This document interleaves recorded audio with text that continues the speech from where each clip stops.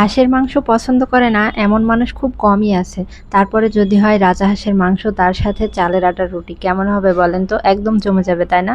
Hello everyone, আসসালামু আলাইকুম। কেমন আছেন আপনারা সবাই? আশা করছি যে যেখানে আছেন সুস্থ আছেন, ভালো আছেন। আলহামদুলিল্লাহ, আমিও ভালো আছি। তো কয়েকদিন আগে গ্রাম থেকে আমার এক ভাস্তে এসেছিল। তো ভাস্তের হাত দিয়ে আমার শাশুড়ি মা বাড়ির পোষা রাজা হাঁসের মাংস একদম কষিয়ে পাঠিয়ে দিয়েছিল।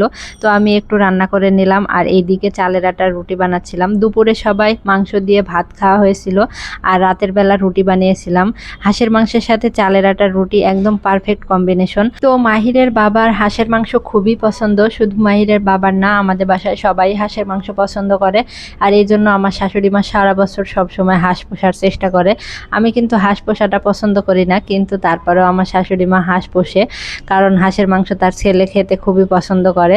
আর সব থেকে বড় কথা কি জানেন, আমি কিন্তু রুটি বানাতে পারি, অন্যান্য আটার সব রুটি বানিয়েছি, কিন্তু চালের আটার রুটি আমি জীবনে কখনো বানাইনি। আজকে জীবনে প্রথম আমি চালের আটার রুটি বানালাম। আর জীবনের প্রথম যে চালের আটার রুটি এত সুন্দরভাবে বানাতে পারবো আমি কল্পনাও করিনি। মানে চালের আটার রুটি যারা পারফেক্ট রাঁধুনি তারাই পারে না বানাতে, ফেটে যায় বা ভালোভাবে হয় না, কিন্তু আমার রুটিগুলো যে এত সুন্দর হয়েছে মাশাআল্লাহ। আর সব রুটিগুলো অনেক সুন্দরভাবে ফুলেছে।